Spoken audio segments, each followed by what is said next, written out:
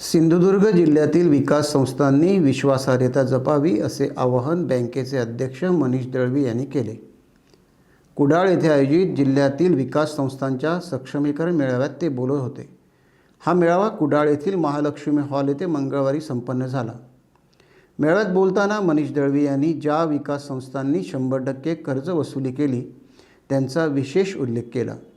तसेच 30 जून अखेरपर्यंत वसुली पात्र बँक कर्जाची 100% वसुली केल्याबद्दल 34 विकास संस्थांचा उल्लेख करून संस्था स्तरावर 100% वसुली झालेली संस्था वाडी वरवडे विकास संस्था याचाही विशेष उल्लेख करण्यात आला।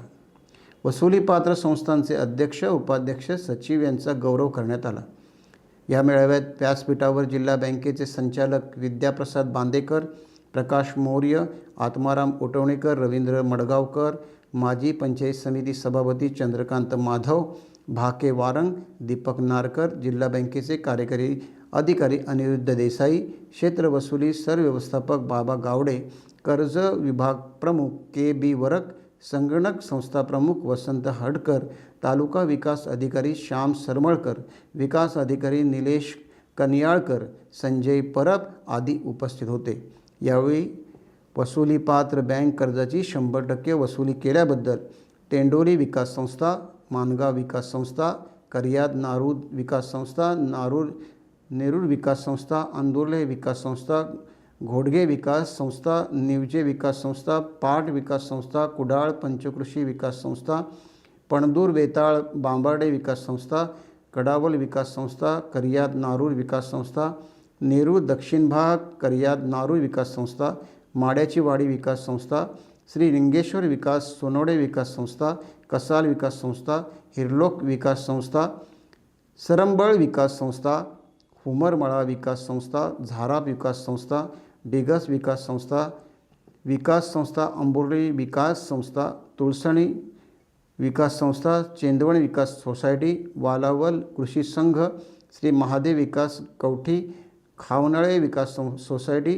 वालावल विकास सोसायटी, वाडी वरवडे विकास सोसायटी, साळगाव विकास संस्था, तुळसुळी विकास संस्था तुळसुली, श्री महादेवाचे केरवडे विकास संस्था केरवडे, पांगरण विकास संस्था पांगरण, आवळेगाव विकास संस्था आवळेगाव अशा 100% कर्ज वसुली करणाऱ्या या संस्थांचा गौरव करण्यात आला।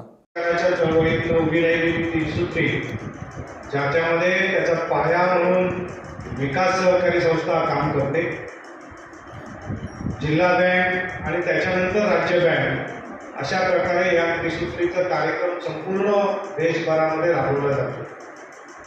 खरं तर शेतकऱ्यांसाठी चालवलेली आणि शेतकऱ्यांच्या मार्फत चालवली जाणारी अशी ही विकास सहकारी संस्था आणि या विकास सहकारी संस्थांच्या माध्यमातून आपल्या कार्यक्षेत्रातल्या शेतकरी सभासदांना त्यांच्या समस्या निराकरण करण्यासाठी आवश्यक ती सर्व प्रकारची मदत आणि आर्थिक सहकार्य करण्याच्यासाठी आणि त्या गावाचा आर्थिक केंद्रबिंदू बनवण्यासाठी खरं तर आपण सगळेजण झटता, परंतु इतके वर्ष, कारण अनेक विकास सहकारी संस्था अशा असतील की ज्यांची वयोमर्यादा 100 झालेली आहे, काही 70 झालेली आहे, काही 80 झालेली आहे आणि इतकी वर्ष प्रतिकूल परिस्थितीमध्ये या संस्था चालवत असताना ज्या मंडळींनी त्या काळामध्ये आपलं योगदान दिलं आहे, खरं तर त्यांच्या योगदानाचं स्मरण सुद्धा अशा वेळी आपण केलं पाहिजे। कारण त्यांनी या संस्था सक्षमपणे सांभाळल्या, त्यावेळेच्या परिस्थितीमध्ये असलेल्या सगळ्या अडीअडचणींवर मात करत त्या संस्थेसाठी आपल्या आयुष्यातला मोठा काळ त्यांनी त्याच्यासाठी दिला आणि म्हणून आज आपण त्या संस्थांचे पदाधिकारी म्हणून काम करतो। आणि त्याच वेळी आपल्याला आठवण पण येते की त्यांनी त्या काळामध्ये हे सांभाळल्याने आपल्याला ही जबाबदारी दिलेली आहे। मला असं वाटतं की या जबाबदारीचं भान ठेवून आपण सगळेजण काम करतो। टाइम्स डिजिटलला लाईक करा, शेअर करा, सबस्क्राईब करा आणि बेल आयकॉन दाबायला विसरू नका।